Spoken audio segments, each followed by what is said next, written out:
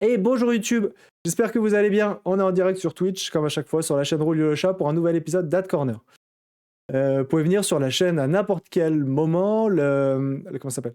Je mets à chaque fois dans les réseaux sociaux le moment, le jour où je ferai le prochain live d'Ad Corner. Donc on va, comme je disais là au chat Twitch juste avant, donc déjà c'est 100% caritatif.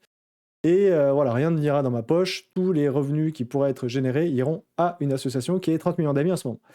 Donc on va passer sur deux petits cas aujourd'hui. Donc en premier lieu, là le titre c'est une presque collision mid-air après une erreur d'un pilote à l'aéroport de Phoenix. Donc on va regarder comme d'habitude ensemble, on va discuter, traduire, tout ça, et voilà.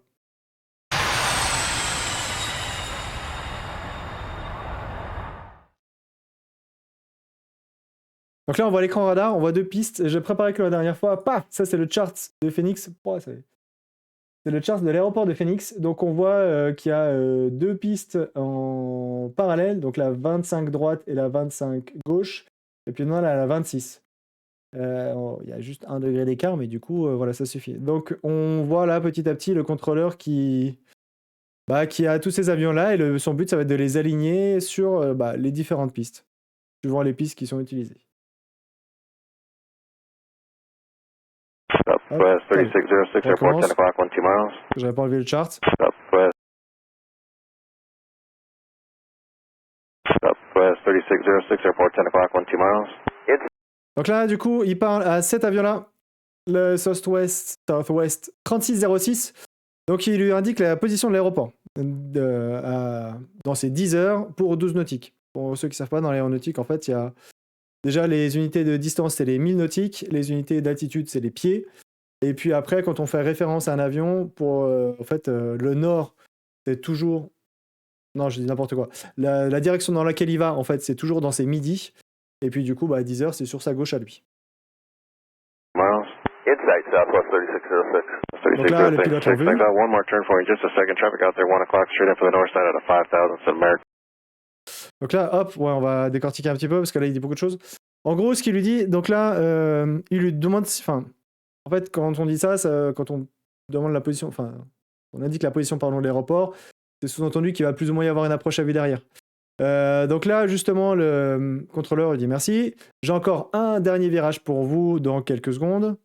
Il y a un trafic dans vos 1 heure, donc ici, pour lui, vu qu'il va dans cette direction-là, dans ces 1 heure, c'est ici, qui est en approche directe pour le côté nord à 5000 pieds. American A321. Et du coup, quand on a une information de trafic, en général, c'est direction, distance, altitude, plutôt direction. Donc, où il est par rapport à l'avion, dans quelle direction il va, donc là, straight in, l'attitude de l'avion et le type de l'avion.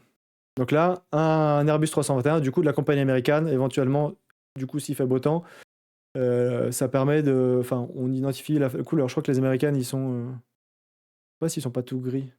Donc voilà, ça aide. 321. Inside Southwest 3606. Donc là, le pilote l'a en vue. Lui aussi. Southwest 3606, turn left heading 290, clear approach, runway 25 left. Donc là, voilà, le contrôleur dit maintenant tourner à gauche au cap 290 et autorisé pour l'approche à vue, piste 25 gauche. Donc ça arrive des fois quand on veut que l'avion fasse un virage précis. Soit on n'a pas besoin, donc on peut l'autoriser à l'approche à vue assez tôt. Dans ce cas-là, l'avion fait ce qu'il veut.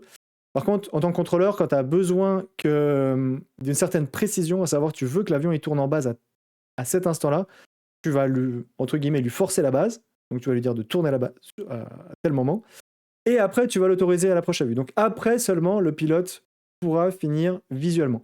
Donc les approches à vue, pareil pour ceux qui ne connaissent pas, en fait, c'est une approche qui n'est pas basée sur les instruments. Donc en fait, les pilotes, grosso modo, à ce moment-là, ils désenclenchent l'autopilote et ils volent leur avion comme s'ils étaient dans un petit avion de tourisme. Donc c'est eux qui gèrent tout. C'est plus l'autopilote. Donc voilà. Donc là, on veut qu'il tourne à gauche parce qu'on a cet avion ici. Donc on veut pas que, en gros, le Southwest, il se fasse une approche à vue un petit peu large parce que s'il ce qui s'appelle overshooter, donc traverser un petit peu l'axe pour venir là. Donc non, le contrôleur veut pas du tout qu'il fasse ça, donc il impose le virage à gauche, et après, du coup, autorisé pour l'approche à vue.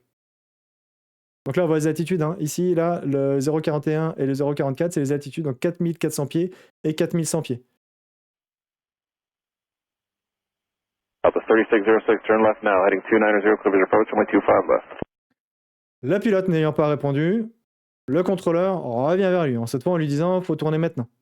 Parce qu'il y a rapprochement quand même. Hey, approach Alpha 3606. Alpha 3606. Donc là, on a le Southwest qui tente de parler a priori à l'approche, sauf qu'on verra après, il n'a pas parlé à l'approche. Et donc là, l'approche lui redonne le virage. Turn left, 290. Southwest 3606, thanks, sir. 27. Donc là, du coup, on voit, il y a plusieurs trucs, c'est un peu pas facile à comprendre la première fois. En gros, le Southwest a pensé parler à l'approche, mais en fait, il parlait à la tour. Donc c'est pour ça la tour lui a répondu. C'est pour ça qu'on a vu ici Phoenix Tower. Donc voilà.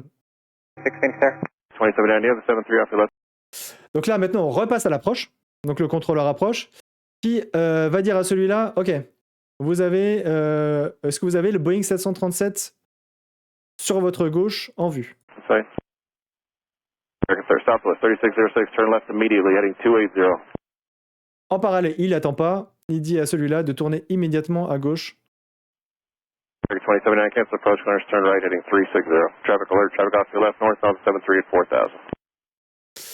Donc là, du coup, très bonne réaction. Enfin, il n'y a pas trop le choix. Hein. Là, quand tu es contrôleur, tu vois ça, tu vas pas laisser le truc. Lui, il te répond pas, donc il va tout droit. Lui, tu le dégages le plus rapidement possible à droite. Donc là, on appelle l'avion américain 2079. Donc là, on annule son autorisation d'approche. Donc il faut le dire, cancel approach clearance, annuler l'autorisation d'approche. Moi, j'aurais presque rajouté un turn right immediately pour que le pilote, enfin, quand ils entendent immediately, normalement, ça m'est déjà arrivé de dire immediately. En fait, ça prendrait 1000 ans, mais bon, ça, c'est un autre débat. Donc, en tout cas, voilà, tourne à droite au cap 360, donc plein nord. Et du coup, il lui donne une traffic alerte. On peut entendre, enfin, souvent, la phrase zéro, ça pourrait être aussi essential traffic, trafic essentiel. Donc là, il lui dit justement, trafic alerte à votre gauche, un avion qui se dirige vers le nord, un 737 à 4000 pieds. Charlie Chadwell arrival at 3000 for American at 2239. 36. Donc là, l'américaine, on n'a pas son début de transmission, en tout cas, il dit qu'il va arrêter la descente à 3000 pieds. 3606, turn left immediately, heading 240, traffic alert, 1 o'clock, 1 mile, turning northbound, 4000, American Airbus 321. Donc là, voilà. Là, donc là, il mêle immediately. Donc voilà, il repart au Southwest, qui n'était pas sur la fréquence. Donc il lui dit de tourner immédiatement à gauche au cap 240.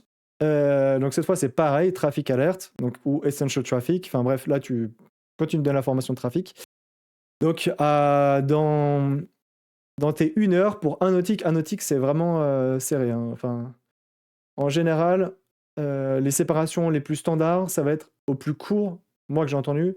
Alors, ça va être du 3 nautiques. À Londres, je crois qu'ils peuvent faire du time-based separation, donc ils peuvent descendre. Mais déjà, typiquement, 3 nautiques, ça fait, sur un écran radar, ça fait pas beaucoup. Donc là, 1 nautique, c'est 3 fois moins que la séparation minimum.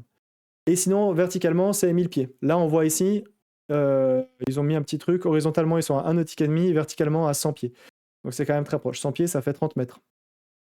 Et 1 nautique 5, ça fait du coup un peu moins de... ça fait 4 km, entre 4 km et 4 km 5. Alors vous allez me dire, avec 4 km, c'est énorme. Pas assez vitesse.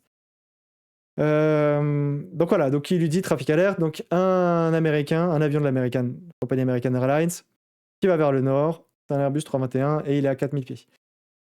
Là, en parallèle, il faut bien s'imaginer que le contrôleur, il ne fait pas juste appeler. Donc, il y a ses collègues, soit il est tout seul à gérer la position, soit il est avec un collègue qui gère tout ce qui est coordination.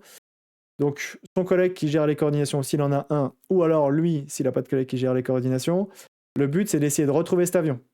S'il n'est plus en fréquence avec toi, il y a 3 possibilités. Soit il est complètement perdu, ce qui peut arriver, donc il est plus sur aucune fréquence, soit il est retourné sur la fréquence précédente, du contrôleur précédent. Dans ce cas-là, tu essaies d'appeler dans tous les cas, en fait, tu vas essayer d'appeler le secteur précédent pour lui demander de contacter cet avion-là. et s'il est en fréquence, de te le réenvoyer. Soit il est déjà passé sur la fréquence suivante. Là, c'est ce qui s'est passé, il est passé sur la fréquence tour tout seul. Ça arrive.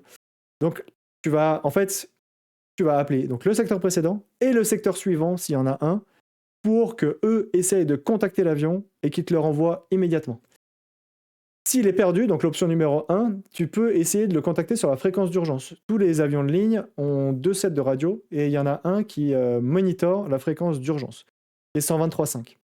Donc tu vas essayer d'appeler l'avion sur 123.5 et la plupart du temps, en fait, les 3/4 du temps, même plus que ça, en fait, quasiment tout le temps, les avions vont répondre sur 123.5 et du coup, tu vas leur dire de te contacter immédiatement sur la fréquence sur laquelle tu veux leur parler. Donc là, voilà, il faut s'imaginer que du coup, et pareil, là, le contrôleur, on n'entend que les transmissions qu'il fait aux 2 avions, là, à l'Americans et au Southwest. En fait, non, on voit que là, il y a un plow radar, il y a d'autres plow radars, donc il doit s'occuper en plus des autres avions. Donc tu dois gérer ça, potentiellement les téléphones et les autres avions. Donc c'est complexe, c'est chaud. Southwest 3606, Phoenix Air. Circuit 2079, climb. Donc là, voilà, du coup, il y a sûrement eu le petit coup de fil, donc la tour qui essaie d'appeler le Southwest, et en attendant, du coup, l'approche qui appelle l'avion d'American Airlines pour lui dire de monter et de maintenir 5000 pieds immédiatement, et en tournant à droite au cap 360. Pourquoi ? Parce que lui, il le voit à 4000 pieds, à 4000 pieds, pardon, lui, il est à 3900 pieds.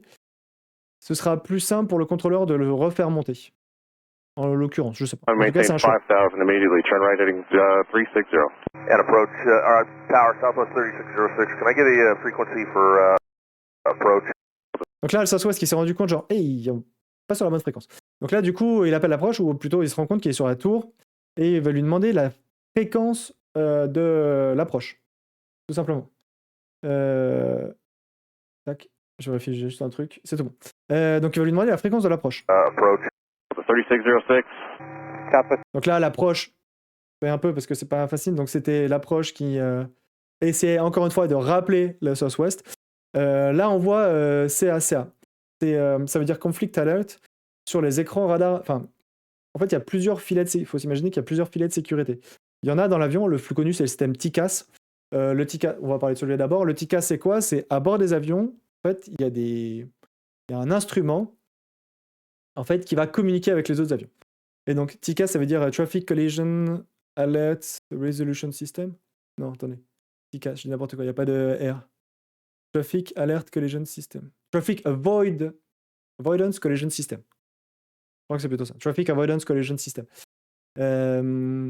Et du coup, en fait, dans les avions, donc si on a 2 avions qui arrivent l'un en face de l'autre, à la même altitude, dans un des avions, le système va dire paf, monte, et dans l'autre avion, le système va dire paf, descend. Donc ça va permettre, sans aucune action contrôleur, que les avions s'évitent. Quand ça se produit, ça arrive en fait que ça se produise, en gros, les pilotes informent le contrôleur pour lui dire TCAS Array. Donc ils ont un TCAS, Array, ça veut dire Resolution Advisory. Et dans ce cas-là, le contrôleur dit juste Roger. Il y avait eu un cas d'un crash en Suisse où justement, en fait, à l'époque, c'était pas très clair comment ça s'appelle. Si on devait suivre le contrôleur ou si on devait suivre le TCAS, et du coup, il y avait un avion qui avait suivi le TCAS et l'autre qui avait suivi le contrôleur. Manque de bol, ils étaient tous les deux descendus. Et ils s'étaient écrasés en plein vol. Enfin, ils s'étaient rentrés dedans en plein vol. Truc improbable. Enfin, donc voilà, là maintenant, la réglementation est claire. Quand il y a un TCAS, c'est le TCAS qui règle tout. Le contrôleur n'agit pas et ne cherche pas à agir. Et ça, c'est fait. Le TCAS, c'est le dernier filet, entre guillemets. Avant ça, le contrôleur, il a ce qui s'appelle un STCA, Short Term Collision Avoidance System. Donc à peu près 1 minute 30 avant point de passage le plus proche. C'est pas forcément collision, avant qu'ils soient vraiment trop proches l'un de l'autre. En fait, il y a une alerte sonore qui va sonner pour apporter à l'attention du contrôleur qu'il va y avoir un problème à cet endroit-là. Donc là, du coup, c'est là où si tu n'as pas vu, parce que tout le monde fait des erreurs, et c'est là où tu vas prendre des mesures immédiates. C'est vrai, il faut au départ que sont communiquées les fréquences utilisées pendant le vol. Alors en fait, il n'y a pas de brief, c'est les contrôleurs qui, à chaque fois, vont donner les fréquences du contrôleur suivant.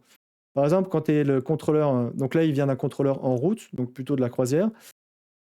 Une fois que le contrôleur qui gère le secteur d'avant n'en a plus besoin, il va lui dire « Contact Phoenix Approach » et puis il va lui donner la fréquence de Phoenix Approach. Une fois que Phoenix Approach a plus besoin de l'avion, il va lui dire contacte Phoenix Tower et il va donner la fréquence de la tour. Donc à chaque fois que tu donnes la fréquence du contrôleur suivant. C'est comme ça que les avions ont ces fréquences. Après, dans les charts, je vous ai montré, là, je vous le remonte si vous voulez. Puis moi, je me reprends sous les yeux. Vous avez les fréquences ici. Voilà, Phoenix Tower, on a les fréquences. Donc ça arrive que les pilotes aussi, justement, en prenant les charts, parce qu'ils font ce qui s'appelle un briefing d'approche, avant d'arriver, du coup, ils se briefent sur le terrain sur lequel, enfin, ils s'auto-briefent entre eux sur le terrain sur lequel ils sont sur le point d'atterrir. Et du coup, il se peut qu'il ait déjà pré-rentré la fréquence de la tour sur son set, mais qu'il n'ait pas appuyé sur Entrée. C'est-à-dire qu'il a juste rentré la fréquence, mais il n'a pas appuyé sur le bouton qui la rend, entre guillemets, en service. Et du coup, là, c'est peut-être ce qui s'est passé, en fait. Il avait peut-être pré-rentré la fréquence de la tour sans la valider, et du coup, une erreur à validation. Ouais, voilà. En fait, voilà, moi, j'imagine que c'est comme ça. Encore une fois, moi, je ne suis pas dans le cockpit, j'ai aucune expérience de pilote commercial, donc c'est juste des suppositions avec mes connaissances de base et mes discussions que j'ai avec d'autres pilotes. Et des collègues qui s'y connaissent beaucoup mieux que moi sur ces domaines. J'ai certains collègues, c'est d'anciens pilotes de ligne. Donc voilà. Donc là, il a peut-être basculé justement une erreur de manipulation. Il a voulu préparer la fréquence de la tour et puis il a appuyé sur valide et voilà. Voilà. Du coup, il s'est perdu sur la fréquence de la tour. Pareil, des fois, pourquoi il perd la fréquence et ils sont plus avec toi? C'est des erreurs en fait, des erreurs humaines. Tout le monde est humain, tout le monde fait des erreurs, voilà, ça arrive. 36-0. Ah voilà, donc là justement. Donc là, la tour de Phoenix lui dit Southwest 3606. Vous n'êtes pas capable de les atteindre au 19.2. En fait, ils disent 19.2, mais à chaque fois, il y a un 1 devant. Donc en gros, c'est 119.2. Les Américains, des fois, mettent pas squeeze le 1. 6, you're not able to reach him on 19.2? I'll switch. Donc là, du coup, le Southwest dit ok, ok, c'était ça la fréquence. Du coup, il remet vite la fréquence 119.2 dans sa machine, et puis voilà. Donc là, on voit, ils sont à 1 nautique 300 pieds. Le minimum, je pense que c'était le 1 nautique. Alors, en termes vertical, du coup, c'était 1 nautique 1, 100 pieds. C'est vraiment très, très, très, très, très proche. Ça fait un peu peur, quoi. Enfin, ça te fait méga peur quand t'es contrôleur, parce que du coup, tu le contrôles pas, et puis lui, tu le contrôles pas. Et si jamais, d'ailleurs, l'avion perd complètement la fréquence. À savoir, panne totale du système de communication. Il faut savoir que chaque aéroport publie une procédure de perte de communication. En gros, ça va dire à l'avion, si vous n'arrivez plus à joindre personne, dans ce cas-là, il faut faire ça. Donc voilà, il y a une espèce de petite... donc eux, ils ont leur checklist à bord pour essayer de résoudre le système de communication, pour voir s'ils arrivent à le régler. Mais s'ils n'arrivent pas à le régler et s'ils n'arrivent pas à rentrer en contact avec un contrôleur, dans ce cas-là, ils ont quand même la possibilité de venir poser, parce que sinon, ils ne peuvent pas rester en l'air indéfiniment. Donc chaque aéroport pipublie son approche en cas de perte de communication. Et pour s'identifier, les pilotes en fait mettent un petit code, le code transpondeur, et changent le code transpondeur, ce qui permet de les identifier pour indiquer au contrôleur ok, on a perdu communication.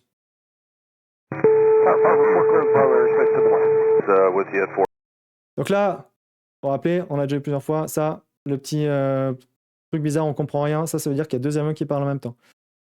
On peut pas, les fréquences, c'est toujours un à la fois. Quand il y a deux pilotes qui parlent en même temps, ça fait ça. Donc je vais vous le remettre, comme ça on entend bien.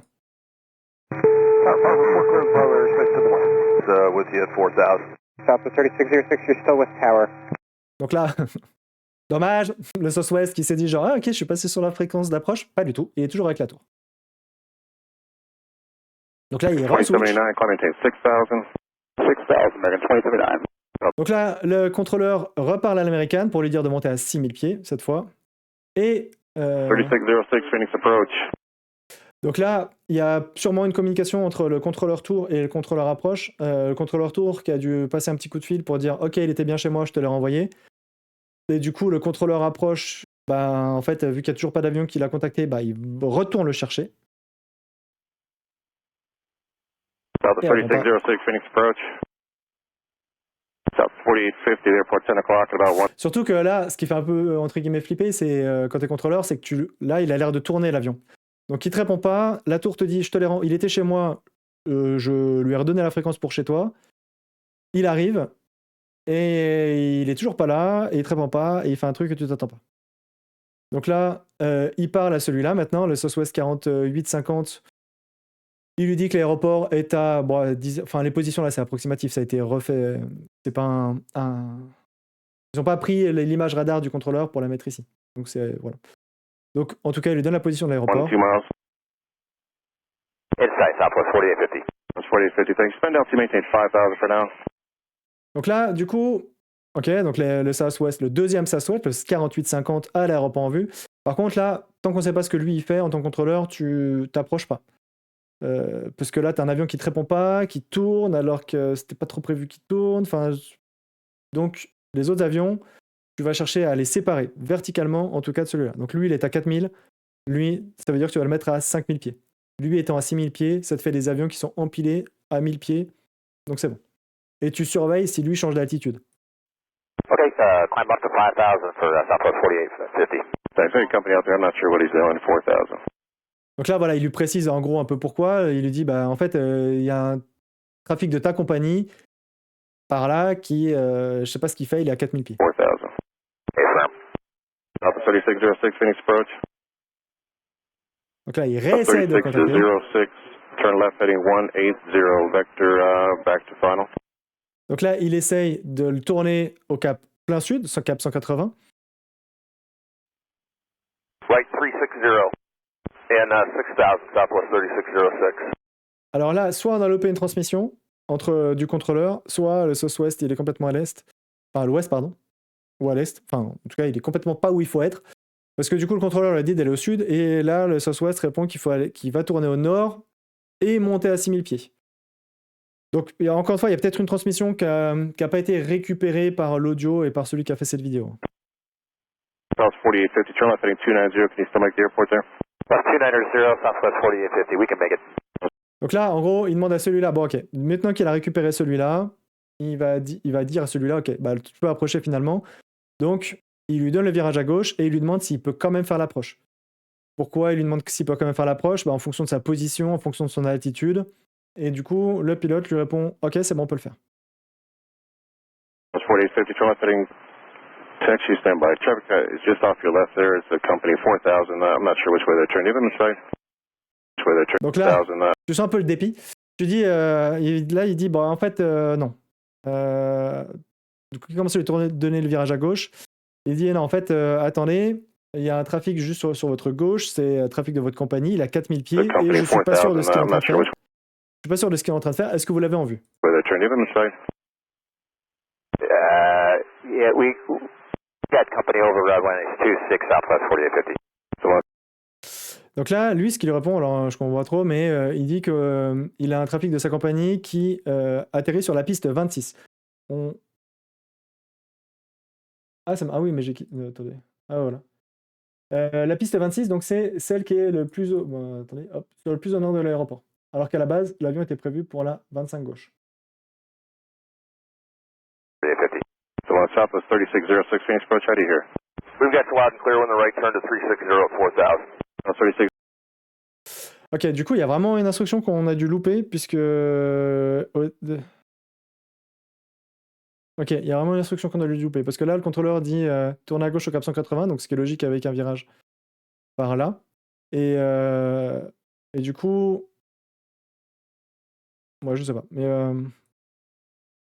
il se peut que, justement, il y ait une instruction qui n'ait pas été enregistrée par le logiciel qui enregistre... celui qui a enregistré ou qui a fait la vidéo. Donc voilà, donc là, il rappelle le Southwest 3606 qui pose problème depuis le début en lui demandant comment il le reçoit. Est-ce que, et donc l'autre, il le reçoit fort et clair, et du coup, ils sont en virage à droite au cap 360. 3606, thanks. Climb maintain 5000. Up to 5000 Southwest 3606.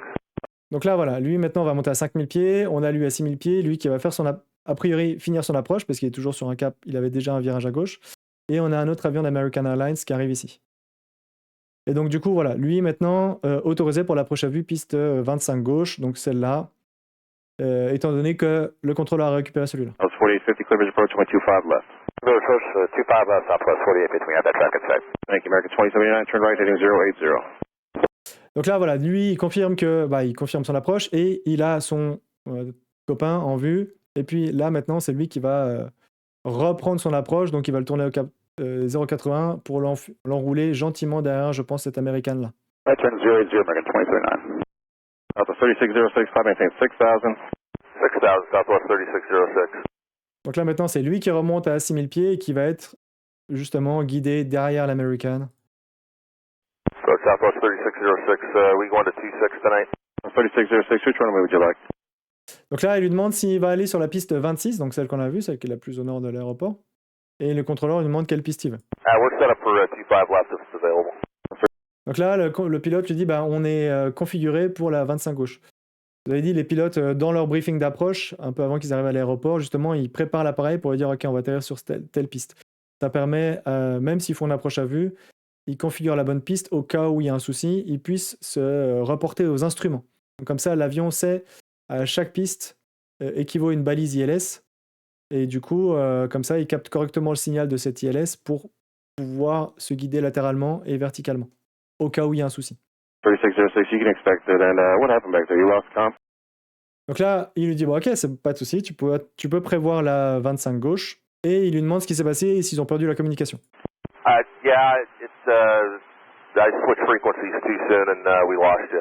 3606. Donc là, il confirme qu'en fait, il a changé la fréquence trop tôt et du coup, ils l'ont logiquement perdu, quoi.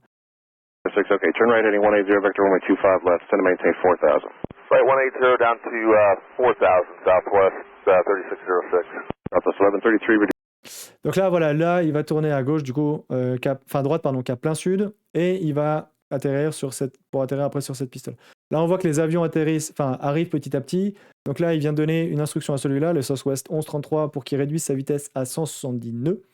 J'avais dit que les altitudes, c'était en pieds, les distances en nautique, et les vitesses, c'est en nœuds. Même en Europe, c'est pas en kilomètres/heure. Enfin, c'est partout dans le monde, ces altitudes pieds, nœuds et milles nautiques. Reduce speed to 170. 170 knots, Southwest 1133. Southwest 360. Parce que là, du coup, c'est typiquement du travail d'approche. On met les avions les uns derrière les autres. Du coup, forcément, il y en a qui sont plus vite que d'autres. Donc, on réduit pour qu'ils gardent des distances. Enfin, bref, voilà, c'est typique contrôle. 6, turn right, heading 230, descend to maintain 4000, airport's 2 o'clock and 12 miles. Right. Donc là, il tourne celui-là au cap 230 et il le descend à 4000 pieds et il lui redonne la position de l'aéroport pour vérifier que lui, il a bien vu, qui pourra pas faire son approche à vue. 230 down to 4000, airport's in sight, Southwest 3606. 3606, heading 230 to join final, clear visual approach, runway 25 left. All right, 230 join final, clear visual 25 left, Southwest 3606. Donc là, voilà, lui est autorisé à l'approche à vue. On a vu que celui-là est tourné tout seul. Soit c'est une instruction que le contrôleur lui a donnée qui a été tronquée pour la vidéo, soit en fait, sinon, il est resté sur ce qui s'appelle une route d'arrivée.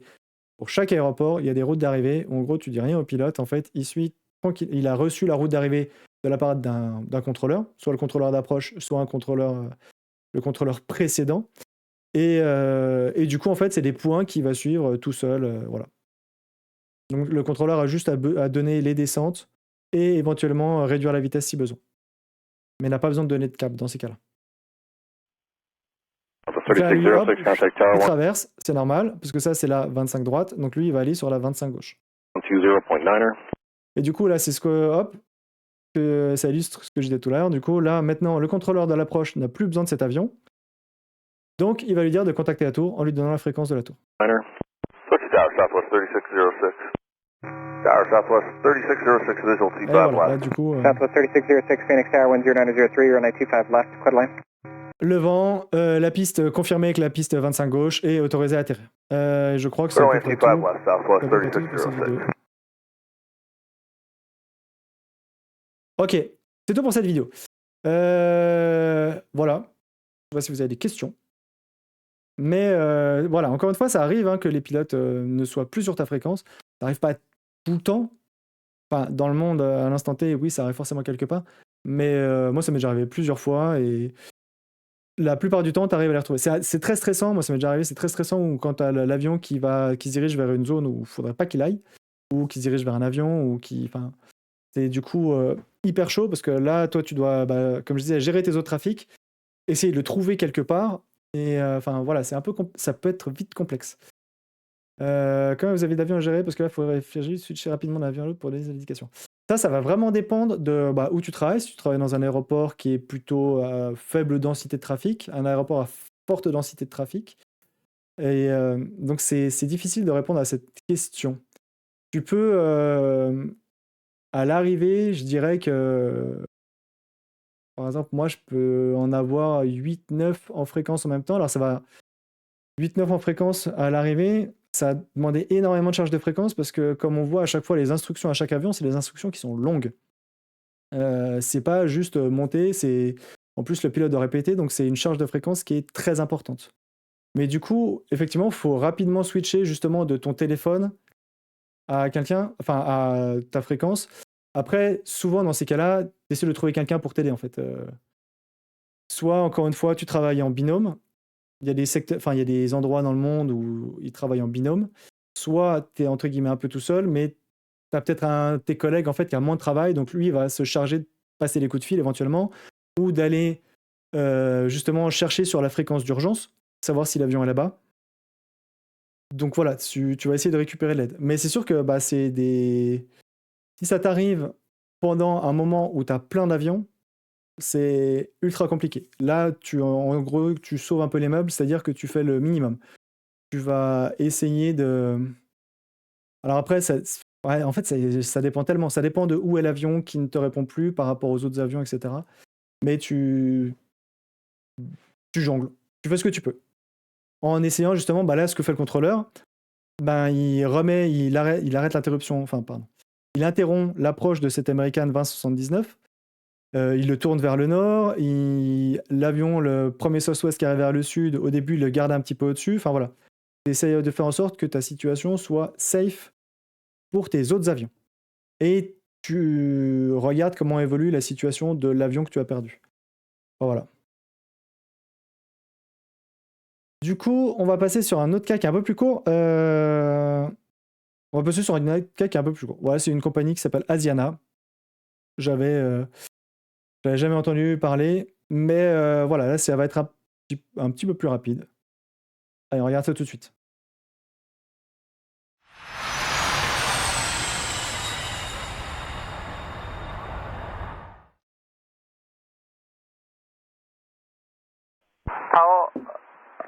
Power, Asiana 212 Heavy, 10 miles south, runway 2 left. Donc là, ils sont à San Francisco. Je n'ai pas préparé le chart parce que là, en l'occurrence, c'est pas hyper... ça ne sert pas à grand-chose. Donc voilà, encore une fois, c'est toujours le pilote qui initie la conversation avec le contrôleur. Donc quand un contrôleur n'a plus besoin de l'avion, il dit au pilote contacter la tour. Je sais pas, là c'était, je sais pas combien c'était. Contacter la tour à telle fréquence, et du coup, c'est le pilote qui contacte la tour, qui dit bonjour la tour. C'est l'Asiana 212 Heavy. Heavy, pourquoi? Parce que ça veut dire que c'est un avion qui est un gros gabarit. Et on est à 10 nautiques en finale pour la piste 28 gauche. Comme ça, le contrôleur, il sait, ok, cet avion maintenant est sur ma fréquence. Asiana 212 Heavy, San Francisco Tower, caution runway turbulence, heavy Boeing 787 ahead to your right, and 2905, runway 28 left, clear line. Donc là, il lui dit, t'as beaucoup d'instructions, paf, enfin beaucoup de transmissions. Donc il lui répète son indicatif, il s'identifie, toujours comme ça. Caution work turbulence, heavy Boeing 787. Donc là, il dit attention aux turbulences de sillage du Boeing 787 qui est devant vous sur votre droite. Ça, c'est typiquement américain. Moi, je fais pas ça. Pourquoi? Parce qu'en fait, je mets une distance entre les deux qui fait que il subira pas les turbulences. Je sais pas, les Américains. Je sais pas. Je sais pas comment ça fonctionne là-bas. En tout cas, voilà. C'est les pistes parallèles. Ils peuvent avoir un avion qui atterrit sur la droite et un sur la gauche. Donc, il lui dit juste attention aux turbulences de celui-là. Que le pilote va en faire, je sais pas trop. Pour YouTube, s'il y a des pilotes de long courrier, machin, n'hésitez pas à me dire qu'est-ce que vous en faites de cette info, parce que moi je vois pas en fait ce que tu peux en faire, sachant que tu es en finale, c'est un peu abstrait, mais bon. En tout cas, voilà. Ensuite, tu lui donnes le vent, il confirme la piste et l'autorisation d'atterrissage. Continue for the right tail left and trapping inside right side Asian at 1. Donc là, hop, il répète l'autorisation d'atterrissage et il dit qu'il a celui-là en vue. Là, on va juste avancer un petit peu. Donc là, c'est le Virgin qui appelle, qui dit qu'il est complètement établi pour la piste 28 droite. Complètement établi, ça veut dire quoi? Ça veut dire que il est à la fois établi sur le localizer, donc horizontalement parlant, mais en plus, il est sur le plan de descente nominal, donc verticalement. Donc en gros, il est bien dans le toboggan, tout va bien se passer pour lui.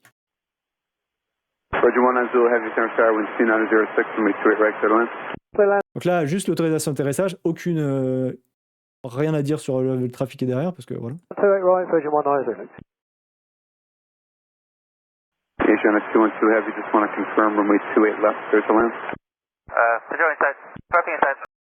Donc là, le contrôleur revient vers lui. Si tu as un petit doute, de toute façon, tu reviens. Peut-être qu'il ne se souvenait plus s'il avait donné l'autorisation d'atterrissage, peut-être qu'il ne se souvenait plus si c'était la bonne piste. Donc voilà, il lui reconfirme. C'est juste pour confirmer, 28 gauche, autorisé à atterrir.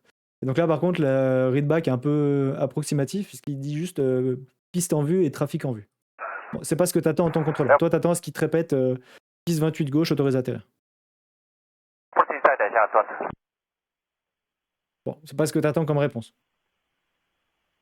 Là, pareil, on n'entend pas, peut-être que le contrôleur lui reconfirme, genre, attends, non, c'est pas ça que je veux comme réponse, c'est 28 gauche, autorisé à atterrir.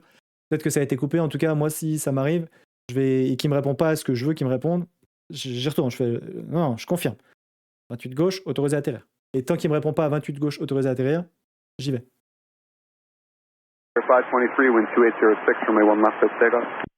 Donc là, en gros, il va juste y avoir deux avions, donc ça, c'est les pistes 1.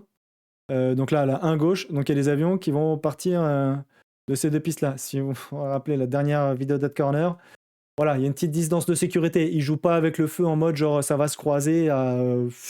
Enfin voilà, comme ça quoi. Là, on voit qu'il est a priori à 3 nautiques. Je pense que chacun de ces traits... Si c'est logique, chacun de ces traits correspond à 1 nautique final. 3 nautiques finales, du coup, pour faire partir un avion, c'est large. Et donc là, cette fois, il fait partir un avion de la piste droite. 1 droite.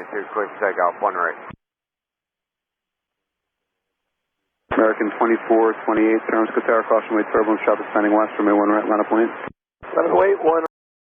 Donc là, il dit juste à un avion de s'aligner là et attention aux turbulences de sillage des avions qui atterrissent. Right, American 24, 28. That's 3469, contact ground point. Donc là, il parle à un avion qui est au sol, ça ne nous intéresse pas trop. Et là, on voit un LA. Ça veut dire low altitude. Et du coup, on va écouter tout de suite. Altitude alert, Asian 212 heavy, check your altitude immediately, altimeter 3026. Donc là, Pixel, c'est sorti nickel. En gros, là, l'avion est trop bas par rapport à l'altitude qu'il devrait avoir. Du coup, nous, ce qu'on a, c'est une alerte. On a une alerte sonore. Et en plus, ça s'affiche, il y a quelque chose de visuel aussi sur nos écrans. Donc, ça dépend. Moi, j'entends altitude. Et donc, du coup, là, un avion qui est trop bas par rapport à l'altitude qu'il devrait avoir, c'est exactement ce que le contrôleur lui dit. C'est le truc standard. C'est donc, tu appelles l'avion, tu dis Asiana 212, low altitude alert, check your altitude, vérifiez votre altitude immédiatement. Et altimeter 3026. On se rappelle, aux États-Unis, ils ont un truc pour le calage altimétrique, c'est un système américain. Les Russes ont un système russe. Et sinon, en Europe, on fonctionne avec ce qui s'appelle le QNH, qui est la pression atmosphérique locale et qui a beaucoup plus de sens parce que c'est en hectopascal, qui est une unité internationale. Les Américains, ils veulent rien faire comme nous. Donc voilà, eux, en gros, c'est juste, ils lui donnent la pression atmosphérique locale. Je crois que c'est un truc de mercure. Enfin, j'arrive pas à retenir. Donc, en tout cas, il lui donne la pression atmosphérique locale et il lui dit vérifie ton altitude immédiatement. Et pourquoi on donne la pression atmosphérique locale? Tout simplement parce que peut-être que le pilote, il a justement mal réglé son altimètre et il a mal réglé la pression atmosphérique locale. Donc, on lui dit attention, t'es trop bas, j'ai une alerte d'altitude minimum, tu es trop bas. Vérifie ton altimètre et parce que la pression atmosphérique locale, c'est ça. Donc comme ça, le pilote, il va peut-être, ça fait un petit déclic, je pense, à bord du cockpit pour qu'il se dise genre, il y a un truc qui va pas. Et il vérifie du coup éventuellement l'altimètre, soit il le met à jour, soit il se rend compte. Soit il se met pas à jour et il y a un autre problème. Voilà. Donc là, il répond simplement la valeur de la pression atmosphérique locale. Janus 212 Heavy, are you correcting? Donc là, il a toujours son alerte, il a toujours pas de nouvelles, donc il demande à l'Asiana s'il corrige. Tu peux demander aussi en tant que contrôleur, est-ce que vous avez le sol en vue? Alors, si tu es dans ta tour de contrôle, tu vois qu'il fait grand beau. Là, alors, en pleine journée, du coup, tu demandes pas s'il fait grand beau, machin, ou s'il y a plein de nuages. La question ne se pose pas. Mais suivant où est l'avion, s'il est un peu plus loin au final, par exemple, s'il est beaucoup plus loin, genre par là, tu le vois pas toi forcément, et ça se trouve, il y a des bandes de nuages, ou pareil si c'est la nuit, enfin bref. Donc tu peux demander éventuellement s'il a le sol en vue. Asiana 2 going all out. Donc là, lui, ce qu'il dit, c'est qu'il remet les gaz. Il choisit de remettre les gaz. Janus 212 Heavy, Roger, go around, fire runway heading. Donc là, c'est juste remettre les gaz et continuer au cap de piste, donc en gros tout droit. Stand by 1. Donc là, à bord, du coup, tu sens que quand tu entends un pilote qui dit stand by 1, alors que tu as donné une instruction qui est simple, ça veut dire qu'à bord, il y a une surcharge de travail trop intense pour que le pilote ait des capacités d'entendre ce que tu lui dis et d'appliquer tes consignes. Donc là, tant que contrôleur, t'attends. T'attends que le pilote il revienne vers toi pour te dire ok c'est bon, sauf s'il y a évidemment danger immédiat. Donc là tu vas retourner vers lui en mode genre non, faut que tu fasses ça. Mais s'il n'y a pas de danger immédiat, tu laisses le pilote gérer. Et une fois qu'il sera en capacité de venir te parler, il viendra te parler. Asiana 2 going all out, climbing 4000. Janus 212. Donc là, il répète qu'il remet les gaz et qu'il monte à 4000 pieds. Je me souviens plus ce qu'il avait dit au départ. Il n'avait pas donné d'altitude. Donc là, il lui dit juste, le contrôleur, de maintenir 3000 pieds. Heavy, maintain 3000, Maintain 3000, Asiana 2. Alors il y a des parasites sur la fréquence.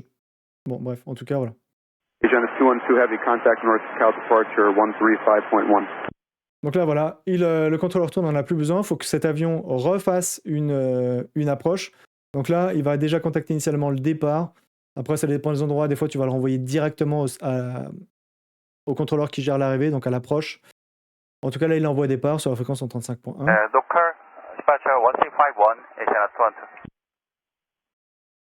Et voilà, il va être repositionné, donc rien de particulier. Je sais plus s'ils mettent à la fin... je sais plus s'ils mettent à la fin. Enfin bref, donc là, on voit l'attitude normale qu'il devait avoir, et voilà. Et l'attitude qu'il avait sur la première approche. Donc voilà. En tout cas, pareil, les problèmes d'altitude basse, ça peut arriver. Moi, ça m'est déjà arrivé justement d'avoir des alertes d'altitude basse. Et soit du coup, le pilote remet les gaz. Ça m'est plus souvent, en général, quand ça m'arrive, c'est plutôt à l'approche. Donc là, du coup, à l'approche, tu n'es pas forcément en extérieur, donc tu sais pas forcément la météo qu'il fait. Donc c'est plus là où tu vas demander éventuellement au pilote s'il a le sol en vue, en fonction de où il est, en fonction de tout ça. Et bien évidemment, tu vas quand même le monter en altitude s'il y a des notions de relief qui rentrent en jeu, ou s'il y a des notions de trafic, tout ça, enfin bref. Mais ça reste une option. Voilà, je ne sais pas si vous avez des questions sur ce petit cas de remise de gaz suite à une alerte d'altitude minimum. Du coup, on ne sait pas pourquoi il y a eu peut-être un problème d'altimètre à bord. Je ne sais pas si ça arrive souvent, mais voilà. En tout cas, j'espère que ça vous a plu, ces deux petits cas.